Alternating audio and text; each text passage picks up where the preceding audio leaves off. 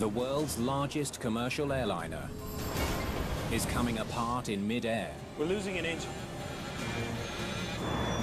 There was fuel leaking from the aircraft. There was damage to the aircraft flight controls.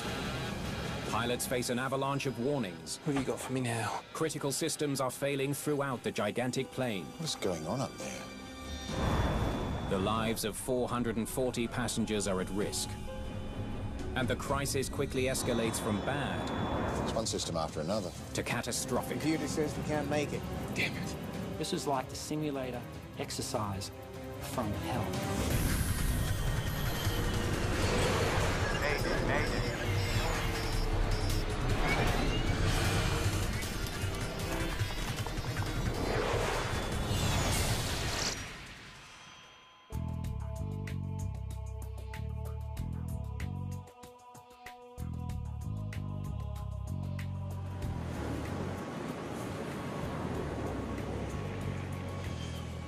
Qantas Flight 32 is making a refueling stop in Singapore. The Airbus A380 is more than halfway through a marathon 22-hour flight, all the way from London to Sydney, Australia. After 2 hours on the ground, the crew is nearly ready to get the plane back in the air.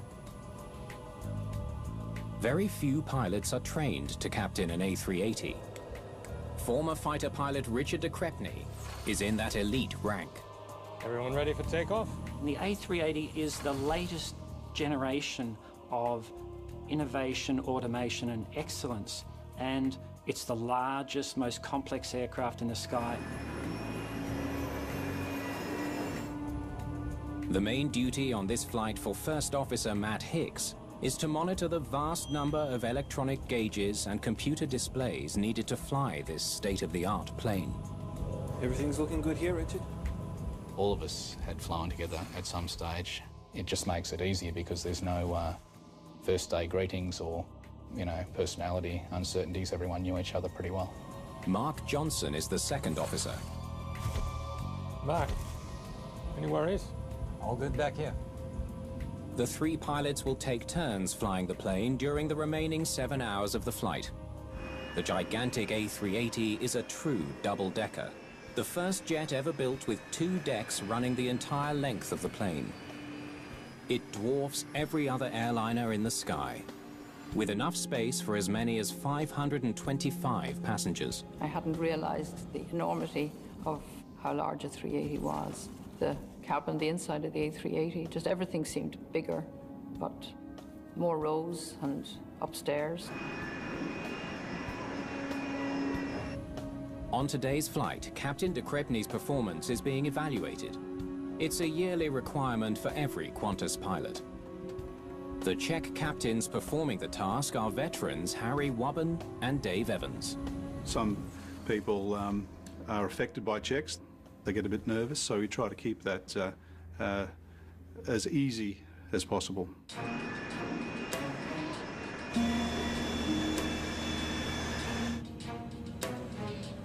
Okay, so everyone's happy.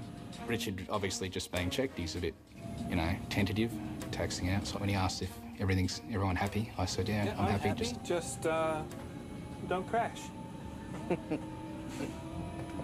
Qantas 32 cleared for takeoff, runway 20 center. Qantas 32 cleared for takeoff. Okay, on the roll.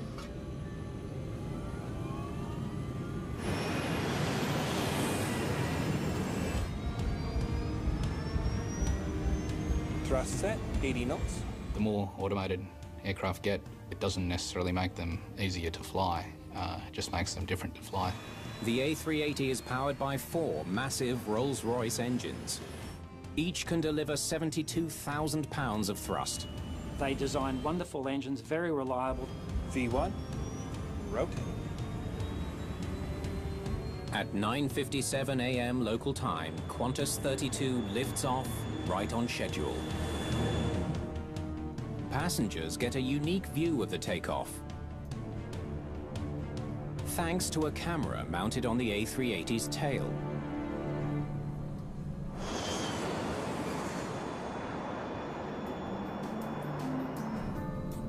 The atmosphere in the cabin was perfectly casual. We were chatting away the whole time since we were seated. There are 250,000 sensors monitoring every flight function on the aircraft. Autopilot. On. This is by far the most automated passenger jet in the skies. Climb out checklist, please. Auto thrust is set, and ECAM is clear. The ECAM, or Electronic Centralized Aircraft Monitor, keeps watch over the myriad of onboard systems and alerts the crew to even the slightest malfunction. It's 10:01 a.m. The pilots are just 4 minutes into the flight.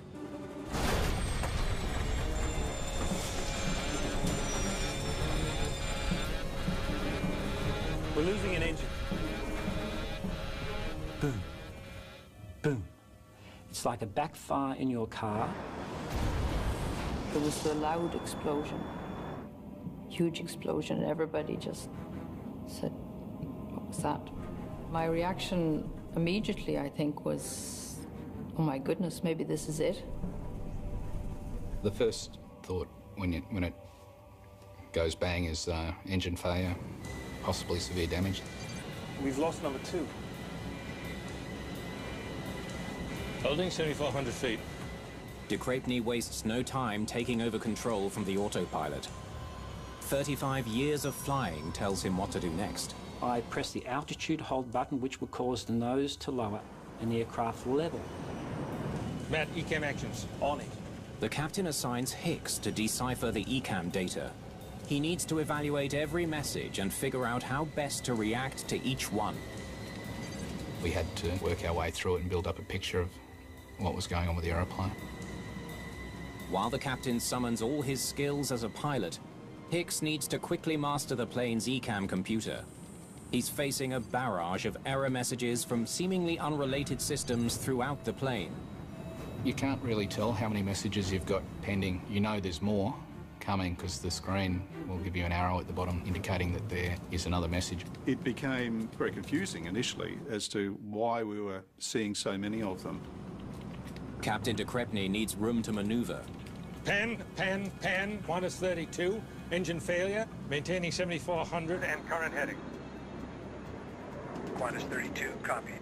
Please let us know how to assist.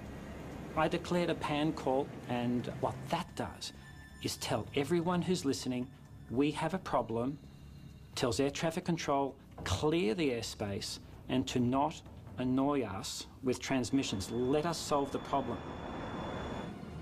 But the ECAM warnings just keep coming. Number 2's overheating. Their damaged engine is dangerously hot. This state-of-the-art plane is now in very real danger of becoming a fireball. But we couldn't actually see the engine itself because it was under the wing. Oh my God! But we could see the stream of the fuel coming out. The wings of an A380 are filled with tons of highly flammable jet fuel. We were all just wondering what was going to happen next. The crew wants to cut the flow of fuel before the damaged engine catches fire. Number 2 master switch to off. Confirmed. But it's too late. An alarm warns the crew the engine is on fire. An in-flight fire is one of the most dangerous and unpredictable emergencies any crew can face. It's nearly always disastrous. July the 11th, 1991. Smoke begins seeping into the cabin of a DC-8 moments after takeoff from Jeddah, Saudi Arabia. As the pilots try to land, flames sweep through the entire cabin and consume the plane, killing all 261 people on board.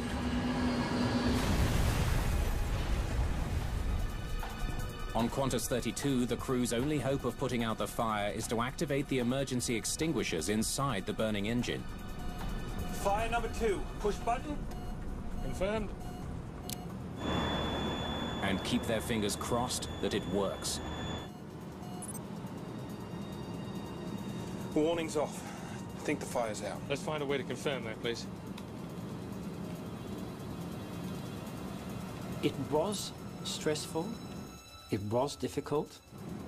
I mean, if you had a fire burning out on the wing for the duration of the flight, you'd be landing pretty quick smart rather than taking your time flying around trying to solve other problems.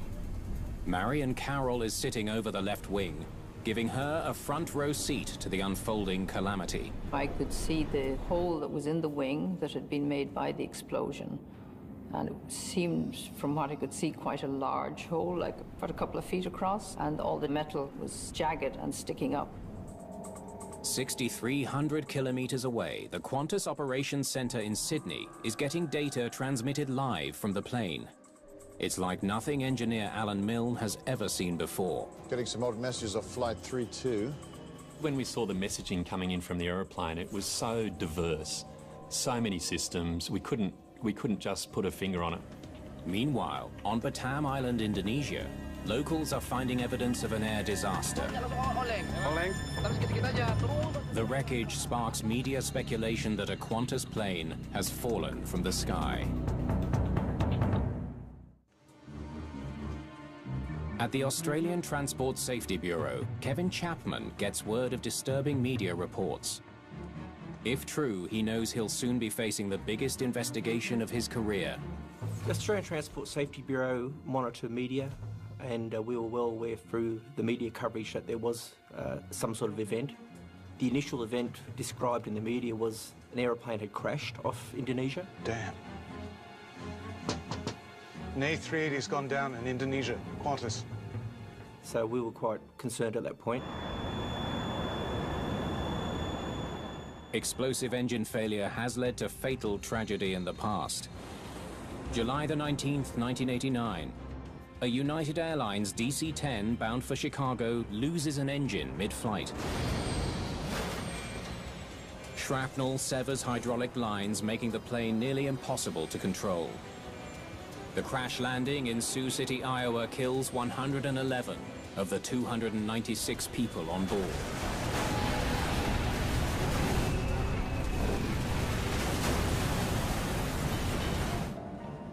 Back aboard the A380, First Officer Matt Hicks has begun working his way through a growing avalanche of computerized warnings. The crew must correctly react to each and every message before moving on to the next. Okay, I've cleared slat 1 and 2. What have you got for me now? Hydraulics. It was like taking plates off a serving machine in a restaurant where you do one checklist and there's another one. You do that and there's another one, and another one, another one, and another one, another one. In a training environment, you probably only do 2 or 3 consecutive failures. And in this case, I think we had 58, so it was, yeah, a lot more than I'd ever worked through before. It's been 5 minutes since the plane's number 2 engine exploded. Qantas 32 is 70 kilometers south of Singapore and heading out over the open ocean. The pilots want to turn back, but making a U-turn is risky without knowing how badly damaged their plane is. The list of failures continues to grow, taxing the pilots' abilities to respond. One wrong move on their part could lead to one of the deadliest air disasters the world has ever seen. Engineers at the Operations Centre are also trying to make sense of the cascade of errors. Qantas 32 seems to be failing in almost every conceivable way. No one knows how long the plane can stay in the air. It's one system after another. My initial impression was that it might have actually been an indication problem, that the aeroplane was sending us false error messages. What's going on up there? Degraded pneumatics, hydraulics, electrics, power to the left wing shut down, flaps, slats, and ailerons are damaged but operable. Dave, I need you to get on the horn to the passengers. Let them know our situation. Ladies and gentlemen, we're just sorting out some engine problems. He was very calm and very reassuring, and I mean, it was his tone of voice that was very reassuring. Captain de Crespigny knows he's running out of time. The failures are mounting. His plane may soon be unflyable. He needs to get the damaged plane on the ground. That means turning around and heading back to Singapore. Singapore, Qantas 32. We require a left turn back towards Singapore. Qantas 32, Singapore. Turn left, heading 020. Are we stable enough for this turn? We'll know pretty soon. De Crespigny takes it inch by inch, knowing that he could lose control at any moment. It takes time to prepare the aircraft to land, to understand the aeroplane that we're going to land. But as the time goes on, things are getting worse. So we don't want to stay 1 minute more in the air than we have to. Singapore is the largest airport within 350 kilometers. Its massive runway offers the best chance of landing the plane safely. Singapore runway is 4 kilometres long, and we would normally need 1,800 metres to land on the runway if we're at maximum landing weight. But we are 40 tonnes over our maximum landing weight. De Crespigny completes the turn back to Singapore. The maneuver gives the crew confidence that they have some control over this juggernaut. Making a left turn is one thing. Landing the crippled A380 will be quite another. The pilots need to know more about the damage and its possible effects. Mark, why don't you go back and take a look at that wing? On my way.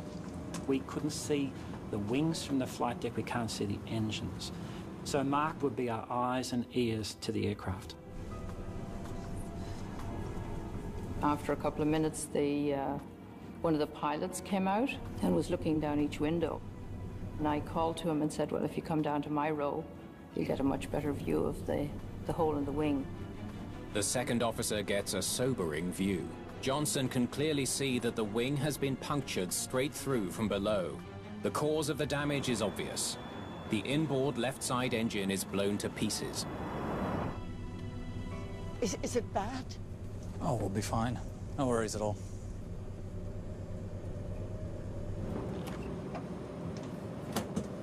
What can you tell me, Mark?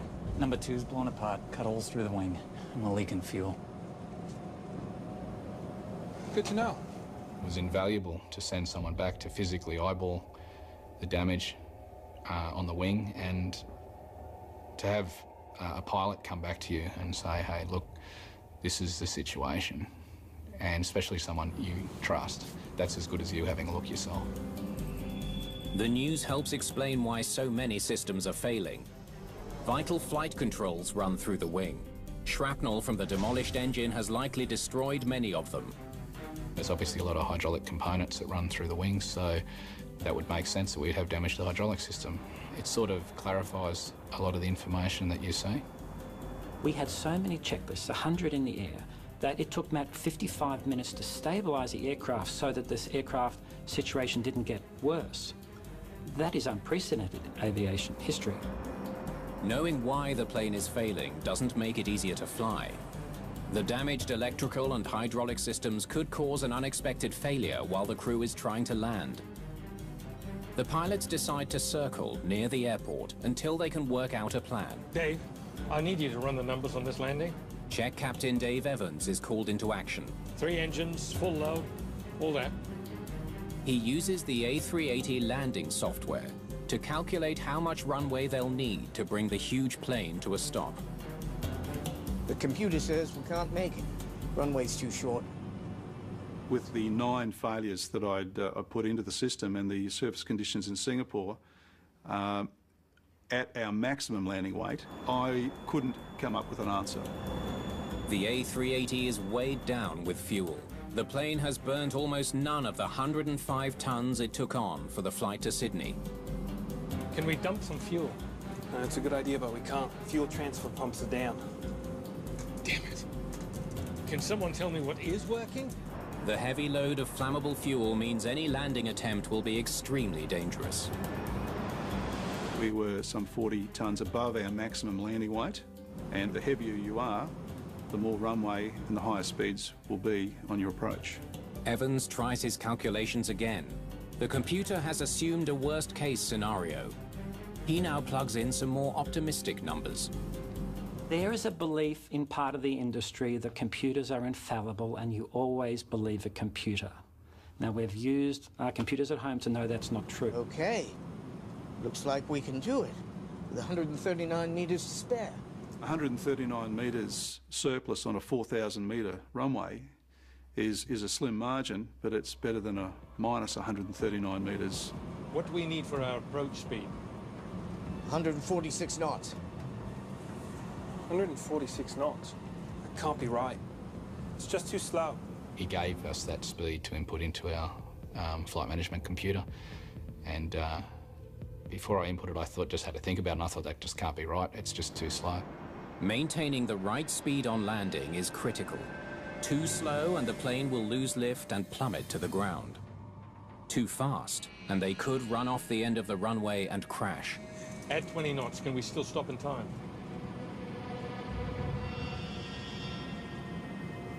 Good catch, Matt. Yep, 166 works. I like to think that we sucked the brains dry of all the pilots in the cockpit to make one massive brain, and we used that intelligence to resolve problems on the fly, because these were unexpected events, the unthinkable events. At the Qantas Operations Centre, Milne sees that Qantas 32 has begun its final descent. Now all he can do is hope the crew can safely execute this treacherous landing. They're doing it. QF32's coming in. He alerts personnel at the airport to prepare for the emergency landing of the biggest airliner on Earth. A landing that could end in disaster for 469 passengers and crew. We know these guys personally, we know the cabin crew, and you know, it's a worry. Singapore approach, Qantas 32, we're going to need a long approach. And better have fire services standing by, we're leaking fuel. Roger, Qantas 32, you're cleared straight in on final, 20 miles.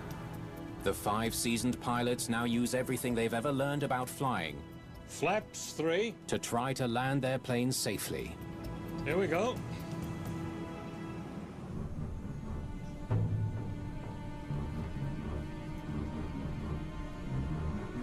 De Crepigny still doesn't know if his plane is capable of the precision needed for a landing. 4,500 feet.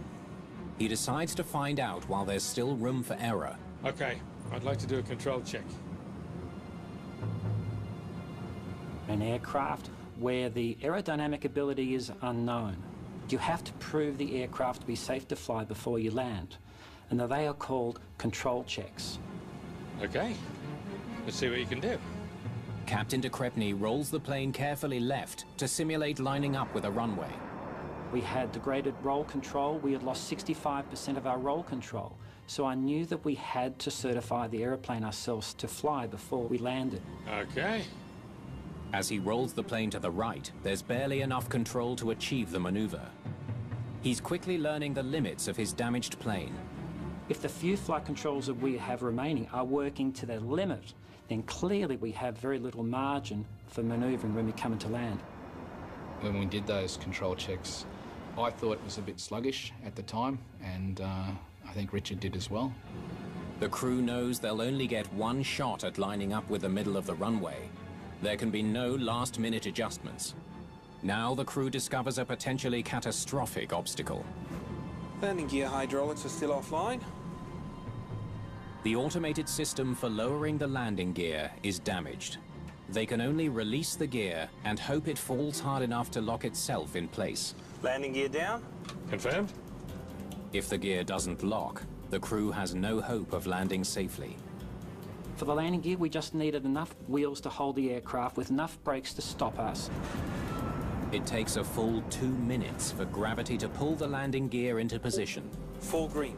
Confirm gear down. You can hear the air noise change as the wheels extend. That's always a comforting sound to hear them come out. We're always told anyway that the takeoff and the landing are more critical.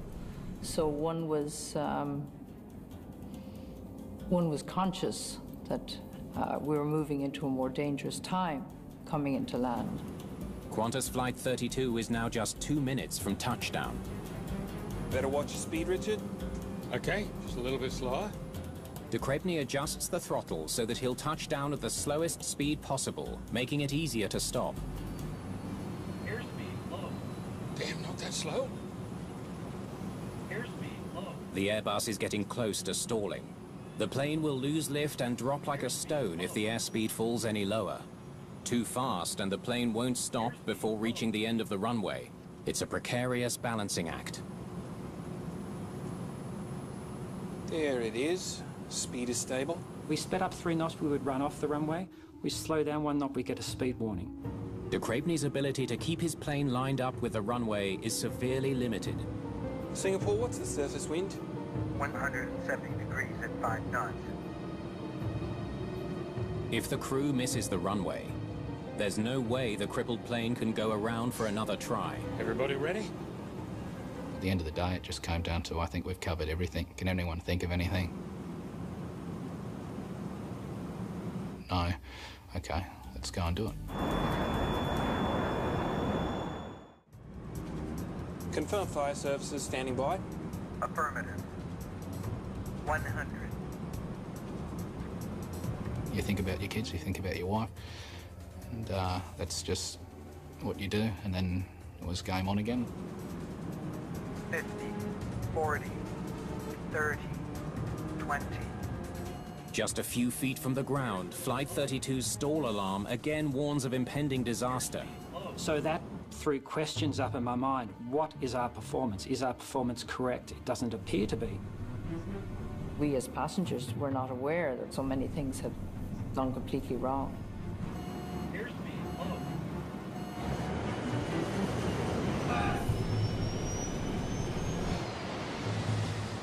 The plane is gobbling up 80 meters of runway every second. We had lost 1 reverse. We had half the spoilers on the wings not working. We had the ailerons not making a speed brake action. If they don't slow down quickly, they risk overshooting the runway and hitting terrain that could rupture the plane's heavily laden fuel tanks. We just weren't slowing down. Get into it! Matt yelled out. Get into it! Brakes. Brakes, brakes, Rich. Put on the brakes. Pump them, push them. Brakes, full brakes, Rich. I think I prompted him to brake harder, and he said, My feet are flat to the floor. Keep it in, Rich. Hammer them.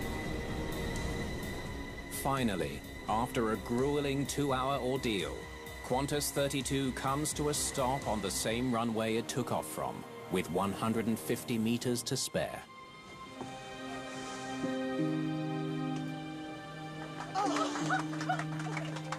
Hallelujah.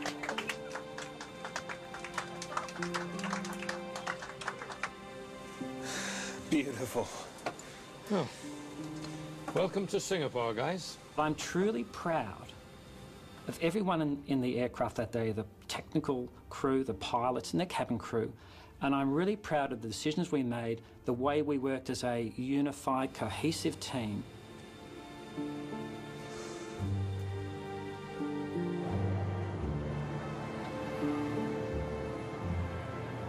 I thought as I'm sure all the other passengers did too, that the crisis was over, that we'd landed back safely. It seemed like that was the end of the problems. But with fuel leaking beside red-hot brake discs, the danger is far from over. There was smoke coming from the left-hand undercarriage, and there was fuel pouring all around it. Passengers could see the fuel coming out of the wing. We had alarm bells in the cockpit now. The situation was almost as bad as it was in flight after that engine exploded. A plane that made a narrow escape in the air is now in grave danger of going up in flames on the ground. I kept looking at my watch at that point. It was quite tense for me inside, in that I couldn't see why we couldn't get off. This is the captain. I want the passengers in their seats until the fire crew does its job. Why are they taking so long? So it was important at that tense moment to lay foam and reduce the possibility of fire as best we could. While the fire crew lays down fire-retarding foam, de Crepney faces a difficult decision. Keep the passengers on board or evacuate the massive plane. And the only answer I can give to anyone saying why did or didn't we evacuate is, with someone in your home, are they safer in your home or are they safer somewhere else? The argument for getting them off? British Air Tours Flight 28, in 1985. A 737 abandons takeoff after an engine overheats and bursts into flames. The pilots brake and steer onto a taxiway. An evacuation gets underway in seconds. But the fuel-fed fire is filling the cabin with smoke. Firefighters respond quickly. For many on board, though, it's already too late. They've been overcome by toxic fumes. Of the 137 people on the plane, only 82 survive.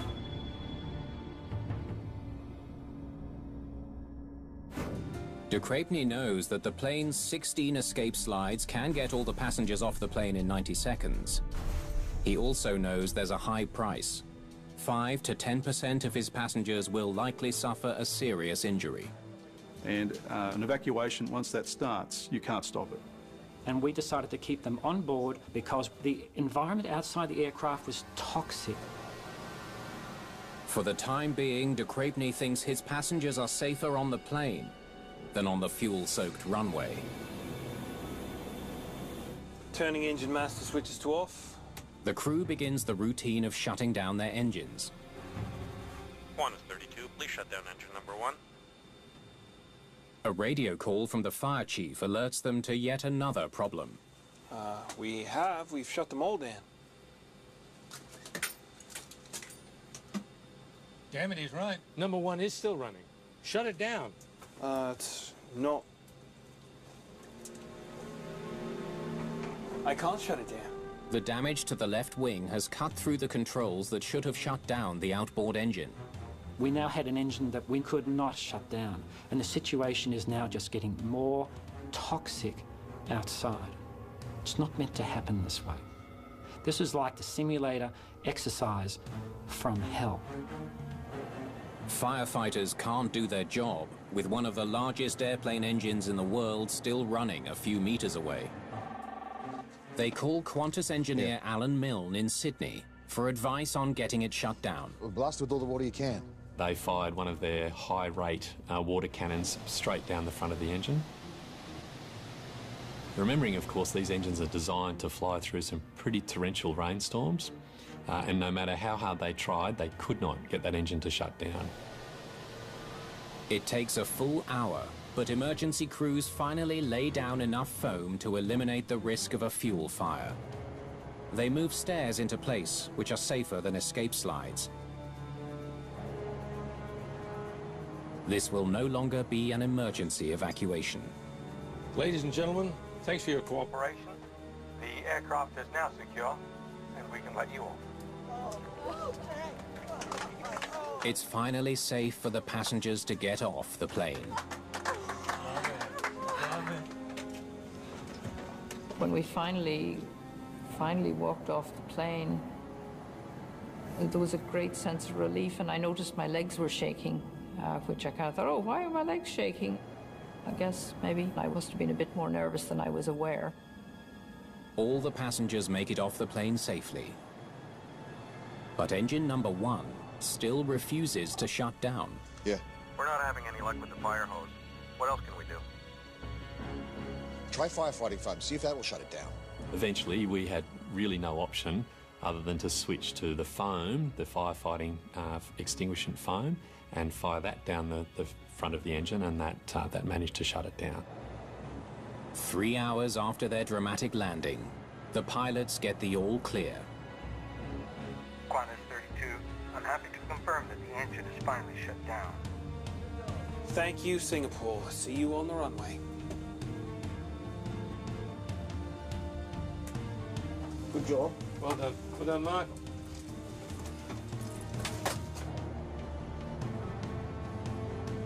Minutes later, the flight crew gets its first look at the damage. I was shocked. I'd never seen such extraordinary damage to an aeroplane before. Later that day, Qantas CEO Alan Joyce makes a stunning announcement. We would suspend those A380 services until we are completely confident that Qantas safety requirements have been met. It was our CEO himself that asked the question, can you assure me that we won't have this failure again on one of our aeroplanes? And we couldn't answer yes to that. The future of the entire Qantas fleet of A380s now depends on understanding what went wrong inside one single engine. There's really only a very select number of companies that produce the large engines, the large turbofan engines, and Rolls-Royce is up at the top. What a disaster. I've never seen anything like it. Simon Grummett is a materials engineer with the Australian Transport Safety Bureau. Everywhere you looked, there was shrapnel, debris, and holes in this thing. So it was quite significant, and that was the initial response. And from that point onwards, we knew that this was going to be a big investigation, particularly for the ATSB. Yes. The severity of the damage adds pressure to find answers. An uncontained engine failure is a pretty rare event, even for an investigator to that's performing this line of work, to actually, this is the job, okay, this is the one that counts. The debris that fell to the ground includes a broken engine turbine disc.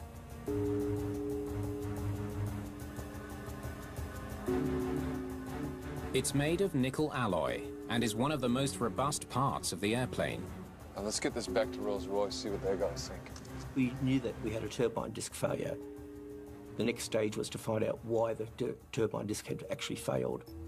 The 160-kilogram disc is one of the most critical parts of the engine. Its massive fan blades can reach the speed of sound as they move air through the engine for combustion. In the lab at Rolls-Royce, engineers compare the disc to its manufacturing records and notice something odd. The disc is larger than it should be. It tells investigators that it was spinning at an almost unbelievable speed. So fast that it actually began to stretch and grow wider. And it gets wider and wider and wider until the ultimate strength of the material is reached, and the disc will generally fly apart. It occurs with such violence that the fragments are released with an infinite energy. And what that means is that there will be nothing which can stop those engine pieces. It ripped through everything in its path. Wires, hydraulics, everything. Investigators trace the path of the debris through the plane. Pieces from the engine have clearly sliced through the fuselage and the left wing. No wonder they had so many failures. Severing fuel lines, hydraulics, and flight controls.